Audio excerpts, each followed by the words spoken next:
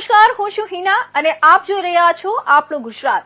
સમાચારની વિસ્તારથી વાત કરીએ તો સેય નો ટુ ડ્રગ્સ કેસમાં પૂર્વ કચ્છ પોલીસને વધુ એક મોટી સફળતા મળી છે. એસઓજી પૂર્વ કચ્છ દ્વારા આંતરરાજ્ય તરફથી આવતા વાહનોને સામખિયારી નજીક અટકાવવામાં આવ્યા હતા, જેમાં 4 આરોપીઓને ડ્રગ્સ કોકેઇનના કોમર્શિયલ જથ્થા સાથે પકડવામાં આવ્યા હતા, જેની કુલ શેરી કિંમત 1,53,47,000 મળી આવી હતી. એસપી સાગર બાગમારના માર્ગદર્શન હેઠળ કાર્યવાही કરવામાં આવી રહી છે. पूर्व कच्छ जिला एसओजी कल शाम को जब लाकड़िया पुलिस स्टेशन विस्तार में पेट्रोलिंग तथा वाहन चेकिंग में थी, तब वाहन चेकिंग दरमियान एक शंकास्पद गाड़ी जो रोकने में आई और उस गाड़ी को चेक करने के दरमियान गाड़ी के बोनट का जो एयर फिल्टर का जगह है वहां से एक शंकास्पद जो है जत्था मिला, जिसको बाद में एफएसएल द्वारा चेक करवाने पे उसमें कोकेन पाया गया, जिसके अंतर्गत पुलिस द्वारा लाकड़िया पुलिस स्टेशन विस्तार में वहाँ पे एनडीपीएस एक्ट के अंतर्गत गुना दाखिल किया गया है, जिसमें टोटल 5 आरोपी है, 4 आरोपी पकड़े गए हैं, एक वांटेड है, 2 पुरुष और 2 महिलाएं हैं उसमें जो अभी तक पकड़े गए हैं. ये जत्था जो है ये लोग पंजाब से लेके आ रहे थे व्हीकल में और यहाँ पे कच्छ में उनको रिटेल में डिलीवरी करना था. कितने टाइम से और कैसे ये लोग कर रहे थे उसकी अभी पुलिस द्वारा इन्वेस्टिगेशन चालू है और आगे इनकी रिमांड भी पुलिस द्वारा लेने में आएगी. जो आरोपी अभी तक पकड़े गए हैं उसमें एक ड्राइवर है जो गाड़ी चला रहा था, 2 लेडीज है और जो एक पुरुष है. जो 2 लेडीज है उसमें एक साथ में जो पुरुष है वो दोनों हस्बैंड वाइफ है और जो एक लेडी है वो जो जिस व्यक्ति ने डिलीवरी की है जो पंजाब का है उसकी वाइफ है. तो ये सभी आपस में परिचित है और फैमिली रिलेशन वाले हैं. अलग अलग एंगल्स में पुलिस द्वारा तपास अभी चालू है, इनकी रिमांड भी लेने में आएगी और पूरा नेटवर्क ये लोग कैसे चलाते हैं उन सभी एंगल्स में पुलिस द्वारा तपास कर रहे हैं. તો હવે વાત કરીએ વલસાડના પારડીના બાલદાની સનસનીખેજ ઘટના બની છે. અવાવરૂ બિલ્ડિંગમાંથી એક કિશોરનો મૃતદેહ મળ્યો હતો. નિર્માણાધીન અવાવરૂ બિલ્ડિંગના લિફ્ટના અંડરગ્રાઉન્ડ પેસેજમાં ઈંટોની નીચે દબાયેલી હાલતમાં મૃતદેહ મળી આવ્યો હતો. મૃતક અતુલ યોગેન્દ્ર શેન, જેનો જન્મદિવસના આગલા દિવસે જ તે ગુમ થયો હતો. પિતા અને કાકા શોધવા જતા અવાવરૂ બિલ્ડિંગમાંથી શંકાસ્પદ હાલતમાં તેનો મૃતદેહ મળી આવ્યો હતો. જાણ કરતા જ જિલ્લા પોલીસ વડા સહિત પોલીસ એફએસએલ સહિતનો કાફલો ઘટના સ્થળે દોડી આવ્યો હતો અને હત્યાની આશંકા વ્યક્ત કરવામાં આવી રહી છે. બનાવને ગંભીરતાથી લઈ પોલીસે તપાસનો ધમધમાટ શરૂ કર્યો છે. પોલીસ સ્ટેશન વિસ્તારના બાલદા ગામમાં જે અવાવરૂ બિલ્ડિંગ છે એ બિલ્ડિંગમાંથી ગ્રાઉન્ડ ફ્લોર ઉપર જે લિફ્ટનું ડક્ટ હોય, અવાવરૂ બિલ્ડિંગનું લિફ્ટનું ડક્ટ જે તે સમયે બનાવેલું હોય, લિફ્ટનું ઓપન ડક્ટ છે, એમાંથી એક શંકાસ્પદ હાલતમાં ડેડ બોડી મળી છે. જે ડેડ બોડી મળી છે એની આઈડેન્ટિટી થઈ ગઈ છે. એક માઇનોર છોકરો છે એની આ ડેડ બોડી છે. એના પિતા દ્વારા એની આઈડેન્ટિટી કન્ફર્મ કરવામાં આવી છે અને એફએસએલ અને ડોગ સ્ક્વોડ તમામ ટીમો બોલાવી લેવામાં આવી છે. DYSP, PI Pardi police station, PI crime branch, SOG તમામ કાફલો ઘટના સ્થળે છે. એફએસએલની ટીમ દ્વારા તમામ તપાસ કર્યા બાદ બોડીનું પ્રોપર પોસ્ટમોર્ટમ કરવામાં આવશે અને જે પણ કારણ આવશે એના આધારે આગળ ગુનો દાખલ કરીને તજવીજ હાથ ધરવામાં આવશે. પ્રાથમિક જે લાગે છે એ પ્રમાણે એની પર બોડી પરથી ઈંટો એની પર મળેલી છે અને જે અવાવરૂ બિલ્ડિંગમાં છે એટલે કદાચ અવાવરૂ બિલ્ડિંગમાં કોઈની સાથે આવેલો હોય અને પછી કંઈક માથાકૂટ થઈ હોય એવું શક્યતાઓ જણાય છે, પણ આગળ ક્રાઇમ બ્રાન્ચ દ્વારા અને પારડી પોલીસ અને પીઆઈ દ્વારા તપાસ હાથ ધરવામાં આવી રહી છે. તો આ તરફ અમરેલીના સાવરકુંડલા શહેરમાં લોહાણા સમાજના અગ્રણી અને મહાજનના પ્રમુખ જગદીશભાઈ માધવાણી સહિત 3 આગેવાનો પર અમુક શખ્સો દ્વારા હુમલો કરાતા ઇજાગ્રસ્તોને તાત્કાલિક સાવરકુંડલા સરકારી હોસ્પિટલમાં ખસેડવામાં આવ્યા છે. બનાવ અંગે ઇજાગ્રસ્ત પાસેથી જાણવા મળતી વિગત મુજબ લોહાણા મહાજનવાડીની સામે નગરપાલિકા દ્વારા લોહાર સમાજ અને લોહાણા સમાજ માટે પાર્કિંગની જગ્યા ફાળવવામાં આવી છે. જે જગ્યાનું રિપેરિંગ કામ ચાલતું હોય તે નજીકમાં રહેતા શખ્સો દ્વારા છેલ્લા 5 દિવસથી કામ કરતા મજૂરો અને કારીગરો સાથે ગેરવર્તન કરતા હોય.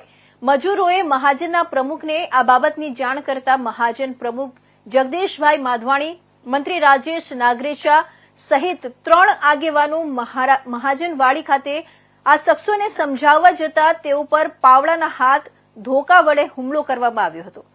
આ મારામારી ચાલી રહી હતી ત્યારે નજીકમાં જ દુકાન ધરાવતા તેજસભાઈ રાઠોડ છોડાવવા જતા તેઓની પર પણ હુમલો કરવામાં આવ્યો હતો. રઘુવંશી સમાજના આગેવાનો પર હુમલો થયાની જાણ થતાં શહેરમાંથી મોટી સંખ્યામાં રઘુવંશી સમાજ ઉપરાંત અન્ય સમાજના આગેવાનો, હિન્દુ સમાજના વિવિધ સંગઠનો, ભાજપ આગેવાનો દોડી ગયા હતા અને હુમલો કરનારા શખ્સો સામે સખત પગલાં લેવા માંગ કરવામાં આવી હતી. જ્યારે વિવિધ સમાજના આગેવાનોએ સાવરકુંડલા શહેર બંધનું એલાન આપવામાં આવ્યું છે. બનાવની ગંભીરતા સમજી પોલીસ પણ હોસ્પિટલ ખાતે દોડી ગઈ હતી.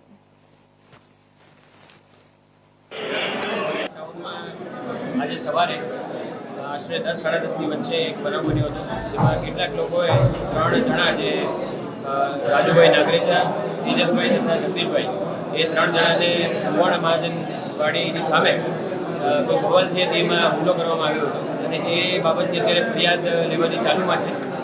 પોલીસે ત્યાં બંદોબસ્ત રાખી દીધેલો છે અને કડકથી કડક કાર્યવાહી કરવામાં આવશે. એક સામેની સાઈડ પાર્કિંગનું કામ શરૂ હતું એટલે આ ટેન્કર દોરી જે છે એને ત્યાં કેબિન વચ્ચે મૂકવું હતું. કેબિન મૂકવું હતું એટલે અમે એને સમજાવ્યું કે અહીંયા કેબિન તમારે ન મુકાય, જાહેર રસ્તો છે, અમારું પાર્કિંગ છે, અહીંયા ન મુકાય. તો કે નહીં, કેબિન તો રહેશે. સવારમાં કડિયાઓને અમારા મહેતાજીને ખૂબ જાળવી દીધી એટલે અમે અમારા જ્ઞાતિના પ્રમુખ અને અમે બંને ત્યાં ગયા એટલે અમારા જ્ઞાતિના પ્રમુખ ઉપર એટેક કરવા આવ્યા એટલે હું વચ્ચે પડ્યો એટલે મારી ઉપર એટેક મળ્યા કરવા. આ 5 લોકો અમને પાવડાથી જ્યાં શિક્ષણ હસ્તેનો બધા હતા અને તે મારી ઉપર એટેક કરવા આવ્યા. કયા સમાજના લોકો હતા? કયા સમાજના લોકો હતા? મુસ્લિમ સમાજના લોકો અને એને કેબિન મૂકવું જ નહીં કે કોઈના બાપની જગ્યા નથી, અમારી જ છે. જાહેર રસ્તા ઉપર કોના મૂકી શકે? પોલીસ દ્વારા નિવેદન સવારમાં લેવા આવ્યા છે અને અમારી જ્ઞાતિવાડીમાં સીસીટીવી કેમેરા પણ છે અને અમને ભાઈ તેજસ લુવાર કરીને જે વચ્ચે છોકરો પડ્યો એને તો એ ગળાસીપ દઈ દીધી અને એને મારી નાખવાની જ લાઈનમાં હતા. એ છોકરો ખાલી વચ્ચે પડ્યો તો એ અમારી ઉપર કેટલો એટેક કરી નાખે. અમને તો એ ડર છે કે અમારું શું થશે. હવે મહામંત્રી શ્રી રાજેશભાઈ નાગરેજા તથા શ્રી રામ જન્મોત્સવ સમિતિના ઉપપ્રમુખ જગદીશભાઈ માધવાડિયા પર મુસ્લિમોએ ટોળું કરી અને જીવલેણ હુમલો કર્યો છે. આ જીવલેણ હુમલાને સમગ્ર હિન્દુ સમાજ વિશ્વ હિન્દુ મહાસંઘ દ્વારા સખત રીતે વખોડી કાઢવામાં આવે છે. સાવરકુંડલા શહેરની અંદર અવારનવાર છાશવારે મુસ્લિમ વિધર્મીઓ દ્વારા ટોળું કરી અને હુમલો કરવાની ઘટનાઓ અવારનવાર બની રહી છે. આ ઘટનાનો સમગ્ર હિન્દુ સમાજમાં ઉગ્ર રોષ છે તથા સિવિલ હોસ્પિટલ ખાતે હિન્દુ સમાજ તથા હિન્દુ સંસ્થાઓના ધાડે ઉઠી ચૂક્યા છે. સમગ્ર હિન્દુ સમાજના મિત્રો દ્વારા એવો નિર્ણય લેવામાં આવ્યો છે કે બપોર પછી સાવરકુંડલા શહેર આ ઘટનાના ઉગ્ર વિરોધમાં બંધ રહેશે. સમગ્ર હિન્દુ સમાજ વેપારી મહામંડળ તથા દરેક ધાર્મિક સંસ્થાઓ આની અંદર જોડાય સાવરકુંડલા શહેર બંધ રાખી અને આ ઘટનાનો ઉગ્ર વિરોધ નોંધાવી રહી છે. અને પોલીસને નિવેદન છે આમાં કે આવા લુખ્ખા તત્વો જે સાવરકુંડલા શહેરને બદનામ કરી રહ્યા છે અને ટોળા બનાવીને હુમલો કરી રહ્યા છે તેના પર સખતમાં સખત કડકમાં કડક કાર્યવાહી થાય, તેમની જાહેરમાં સભરા થાય, જેથી કરીને આવા ક્રિમિનલ માઇન્ડ ધરાવતા તત્વો ફરીથી આવું કોઈ કૃત્ય ન કરે અને શહેરની શાંતિ જળવાય. 9:30 વાગે કામ ચાલુ એટલે હું ત્યાં ગયો ત્યારે ચોરી કરીને ભાઈ આવ્યા હતા અને મને કે અહીંયા તમારે કેબિન મૂકવાનું છે, અહીંયા તમારે કાંઈ કરવાનું નથી. અમારા માણસો જે ઘડિયા અને દાડિયા કામ કરતા હતા એમને પણ બેફામ ગાળો બોલવા પડ્યા અને વાહનો લાકડીઓ લઈ અને પાવડો લઈને મારવા માટેના બધા પ્રયત્નો કર્યા અને અમને એ લોકો 5-6 જણા હતા અને અમે 2 જણા હતા અને તમે બેફામ બોલીને અમને બધાને મારી નાખવા સુધીનો પ્રયત્ન કર્યા.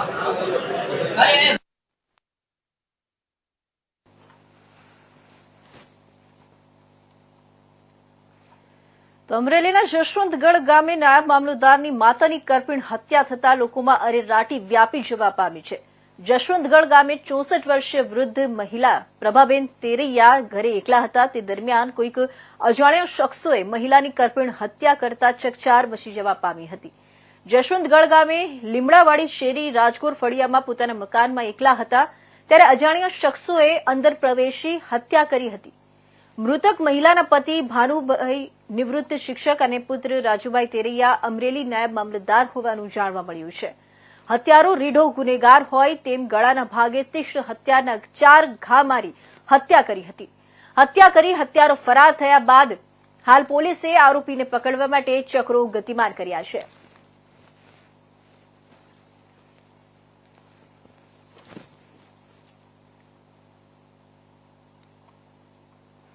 તો અમરેલી વડિયા નજીકની ખાલી તલાવડીમાં બોલેરો કાર ખાબકી જવા પામી છે. વડિયા શહેરમાં ભરાતી મંગળવારી બજારમાંથી પરત ફરતી બોલેરો કાર અકસ્માતે તલાવડીમાં ખાબકી ગઈ હતી. મંગળવારી બજારમાં વેપાર ધંધા અર્થે આવતા વેપારીની બોલેરો કાર ખાબકી ગઈ હતી. બેઠા બ્રિજ નીચે બોલેરો કાર ખાબકી જવા પામી છે. કોઈક જાનહાનિ ના થતા લોકોએ હાશકારો લીધો હતો. બોલેરો કારને બહાર કાઢવાની કવાયત હાથ ધરવામાં આવી હતી.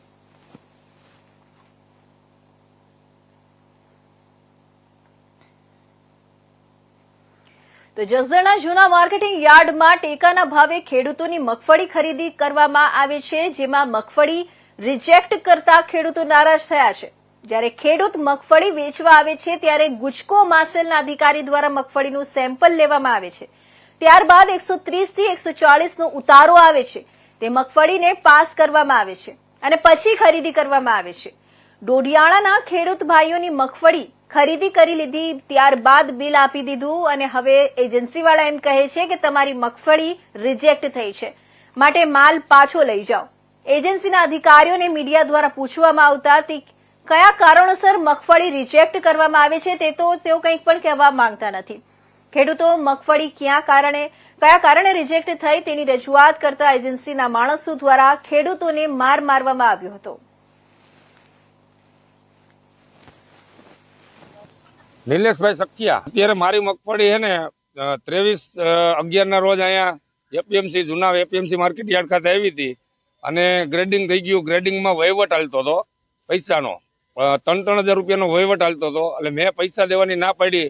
એટલે ગુટકો માર્શલના સાહેબ અને ગ્રેડિંગનો સાહેબ એ બે કે એને બેને મળી અને કે આને મગફળી ગમે એમ કરીને કોઈ બી સંજોગોમાં રિજેક્ટ કરવાની. ગ્રેડિંગ વાળા નામ નથી આવતું પણ એ આમ ક્યાંકનો હે, એને તો તરત બીજા દિવસે એને રવાના કરી દીધો. હું બીજા દિવસે આવ્યો હતો, એને રવાના કરી દીધો. અત્યારે મારી મગફળી જોખાઈ ગઈ, મને બિલ મળી ગયું. બિલ મળ્યા પછી ગોડાઉનમાં વહી ગઈ.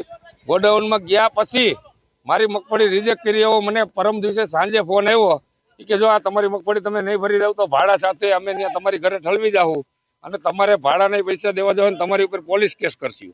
તો અમારે હવે આજ કરવાનું. આ 1-2 લાખની મગફળી વાહે 8 દીધે ટીંગાઈ છે 9 જણા. અમારી માંગ છે કે આ સીસીઆઈ કેન્દ્ર હાલે નહીં. આવી રીતે હકાલવું હોય તો ખેડૂતોનો માલ લેવો પડે. કાં પછી છે ને ખેડૂતોને જો આ માલ ન લેવાનો હોય તો 15,000 વાળી જે સહાય હતી સરકારની યોજના, એ સહાયમાં લ્યો. અમને એકોઈ બાજુથી ફાયદો નથી મળવા દેતા. એક તો આ કેન્દ્ર હાવ બોગસ. એ લોકો કાલે હું ઠેઠ ગોડાઉન સુધી ગયો તો વેરહાઉસ સુધી, જ્યાં જલારામ વેરહાઉસમાં માલ ઠલવાય છે ત્યાં ગયો તો એ અહીંથી મને એવું કહેવામાં આવ્યું કે તમારે પોપટા ઉપર ધૂળ છે. ત્યાં ગયો કે ભાઈ પોપટાની ધૂળ અમને નડતી નથી, માત્ર ને માત્ર કે તમારા કોથળા ઉપર અંદર ધૂળ હતી એટલે. મેં કીધું એ ધૂળ તો એના માણસોએ ભરેલી, અમે તો નથી ભરેલી. અમારા માણસોએ તો ભરેલું નથી. આવા સરસ દાણાવાળી મગફળી, બરાબર, આવા સરસ દાણાવાળી મગફળી પણ રિજેક્શનમાં જાય તો તમારે કેવો માલ લેવો છે? સરકાર તો ભારત સરકાર અને ગુજરાત સરકાર ખેડૂતો પાસે ખરીદી કરવા માંગે જ છે અને એટલા માટે જ એને ટેકાના ભાવે ખરીદીની યોજના જાહેર કરી છે અને યોગ્ય રીતે એની અમલવારી કરીને ખરીદી ચાલુ પણ કરી. પરંતુ જે તે એજન્સી ખરીદી કરનાર અને વચ્ચેની મંડળીઓ ગોલમાલ કરી ખેડૂતો. તો તાપી જિલ્લાના વ્યારા ખાતે જનજાતિ ગૌરવ દિન યાત્રા વ્યારા ખાતે આવી પહોંચી હતી, જેમાં રાજ્યના આદિજાતિ મંત્રી કુંવરજીભાઈ હળપતિના અધ્યક્ષ સ્થાને જનજાતિ ગૌરવ દિનની ઉજવણી કરાઈ હતી અને યાત્રાને આદિજાતિ મંત્રી સહિત વ્યારાના ધારાસભ્ય અને આગેવાનોના હસ્તે વ્યારાથી જનજાતિ ગૌરવ દિન યાત્રાને લીલી ઝંડી આપી આગળ પ્રસ્થાન કરવામાં આવી હતી. જનમન પીએમ આવાસ યોજનાની જાહેરાત કરી, ઝારખંડથી જાહેરાત કરી હતી. જે કોટોળિયા, કાઠોડિયા, કોલગા, કોલચા, પધાર સિંધી લોકો છે વર્ષોથી.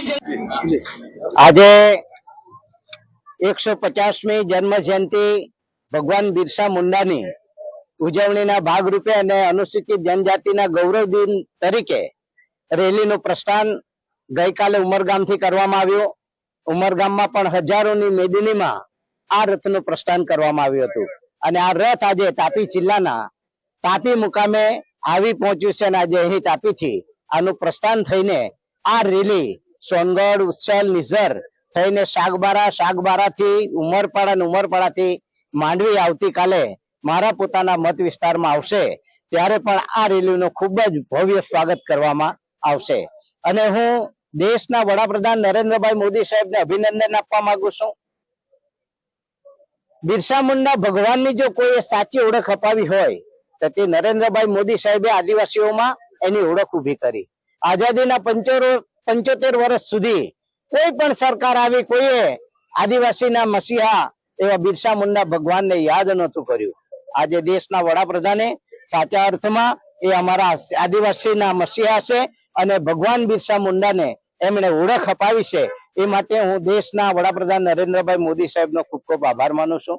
ગુજરાત રાજ્યના મુખ્યમંત્રીનો પણ અમે આભાર માનીએ છીએ કે આજે જ્યારે દેશમાં અને ગુજરાતમાં ખાસ કરીને જે યોજનાઓ લાગુ પડવામાં આવી છે એ યોજનાઓને માટે જે બજેટ બનાવવામાં આવ્યું છે 3474 કરોડ જેટલું બજેટ માતબર રકમ આપીને અમારે આદિવાસીઓનું ભવ્ય સ્વાગત કરવામાં આવ્યું છે. માટે એમને પણ ખૂબ ખૂબ આભાર માનું છું અને આ બિરસા મુંડા ભગવાનની જે રેલી છે એ રેલી સાચા અર્થમાં આદિવાસીઓના ગામે ગામ જઈને બિરસા મુંડા ભગવાન કોણ હતું એની ઓળખ તો જૂનાગઢ ભવનાથ મંદિરના મહંત હરિગીરી બાપુ અને ભૂતનાથ મહાદેવ મંદિરના મહંત મહેશગીરી વચ્ચે ચાલી રહેલો ગાદી વિવાદ સતત વકરી રહ્યો છે. આ મામલે બંને મહંત દ્વારા એકબીજા પર આરોપ પ્રત્યારોપ થઈ રહ્યા છે. ત્યારે આજે મહેશગીરી બાપુ દ્વારા પ્રેસ કોન્ફરન્સ યોજવામાં આવી હતી, જેમાં હરિગીરી બાપુ અને પૂર્વ ડેપ્યુટી મેયર ગિરીશ કોટેચાને આડે હાથ લીધા હતા. મહેશગીરી બાપુએ મુચકુંદ ગુફાના મહંતના નિવેદનનો પણ મીઠી ભાષામાં જવાબ આપ્યો હતો. ગાદી વિવાદ વચ્ચે ભૂતનાથ મહાદેવ મંદિરના મહંત મહેશગીરી આજે પ્રેસ કોન્ફરન્સ યોજી હતી. તે દરમિયાન તેમણે કહ્યું હતું કે ભવનાથના મહંત હરિગીરી જેલમાં જવા માટે તૈયાર રહે. ભાઈનું નામ છે ગિરીશ કોટેચા. વિકાસ ઝીરો ગિરિયો હીરો. અલ્યા તું હું છે ભાઈ? તું કઈ શંકરાચાર્ય છે? બે સાધુ શાંત થાઓ, બે સાધુ. અલ્યા તું શંકરાચાર્ય આશીર્વાદ આપવા માંગે છે? તું છે હું? અને મેં પહેલા જ કીધું તું કે રાજકારણ વાળા બધાય આનાથી દૂર રહો. આ જે અમારો મામલો છે અમે જોશું અને પ્રશાસન જોશું. તું છે શું? આ હું કે બે જણા શાંતિઓ તું ઠેકો લઈ રાખ્યો છે? તે જુનાગઢનો ધર્મનો ઠેકો લઈ રાખ્યો છે? મગજ ફાટી જશે મારું. જુનાગઢ બદનામ થઈ રહ્યું છે તો તે હું નામ કમાયું જુનાગઢનું? 2-3 અઠવાડિયા પહેલા તને ખબર છે શું થયું હતું ગિરનારમાં?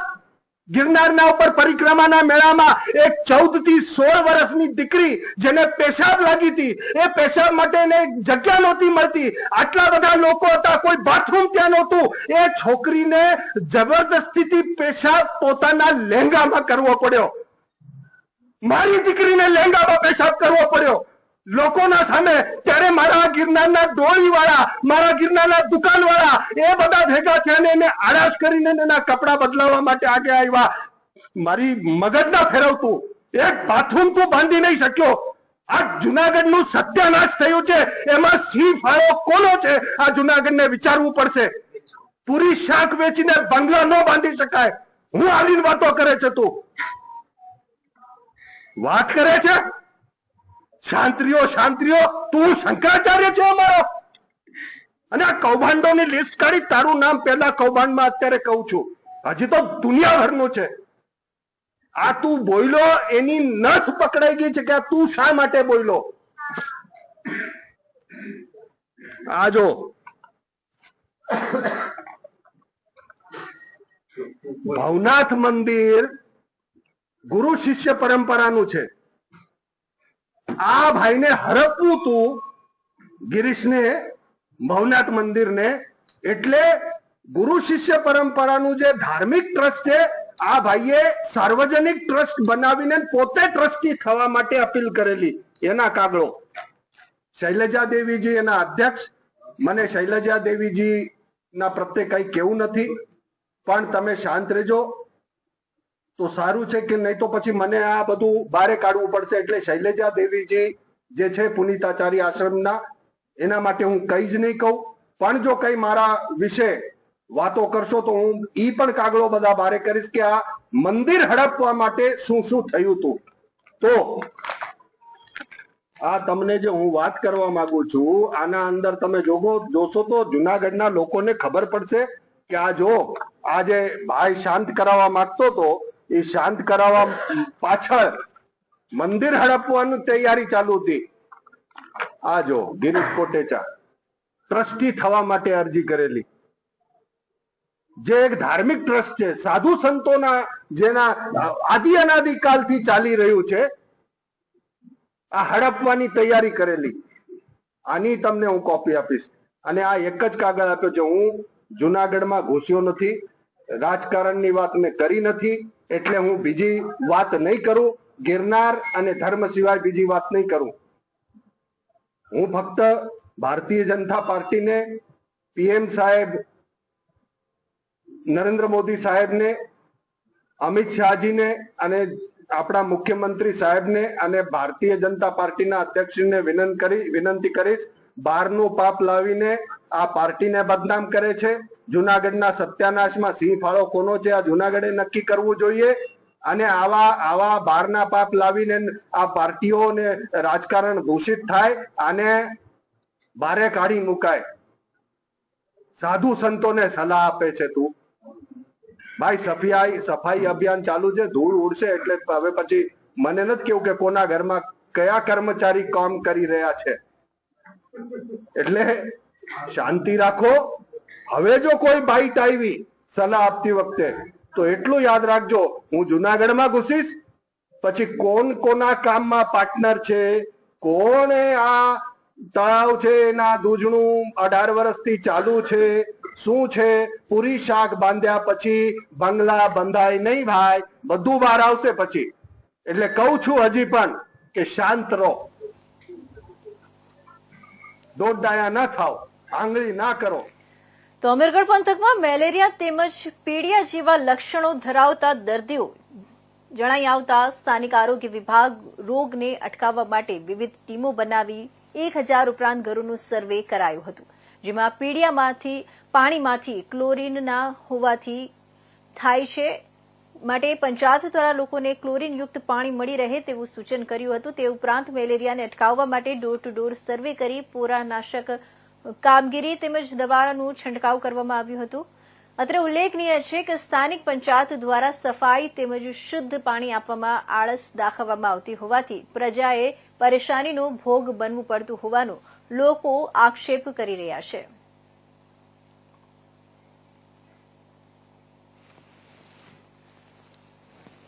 અમીરગઢ તાલુકાના અંદર અમીરગઢ ટાઉનમાં ઇન્દિરાનગરમાં મલેરિયા વાયરસ પ્રજાતિનો એક કેસ પોઝિટિવ મળેલ છે, લગભગ એક અઠવાડિયા પહેલા. તો આ કન્ફર્મ કેસની જાણ થતાં તાત્કાલિક દાબેલા પ્રાથમિક આરોગ્ય કેન્દ્રની ટીમ દ્વારા ત્યાં સર્વેલન્સની કામગીરી ગોઠવવામાં આવી. બીજા કોઈ એવા કેસ તો નથી, આ એનું સુનિશ્ચિત કરવામાં આવ્યું. આ સિવાય જે મચ્છર જે છે એનોફિલિસ પ્રજાતિના અને એડિસ પ્રજાતિના, એમને કંટ્રોલ માટે, એમના લાર્વાના કંટ્રોલ માટે પોરાનાશક કામગીરી પણ ત્યાં એક અઠવાડિયા સુધી કરવામાં આવી છે. ને એડલ્ટ જે મોસ્કિટોના નાશ માટે આજે ત્યાં સ્પ્રિંગની કામગીરી પણ ચાલુ છે. બીજા કોઈ કેસ ના આવે એના માટે સતત સર્વેલન્સ કરીને સુનિશ્ચિત કરવામાં આવે છે. આ સિવાય આરોગ્યની કામગીરીમાં આપણે વાત કરીએ તો 20 તારીખના રોજ 20 નવેમ્બરના રોજ અમીરગઢના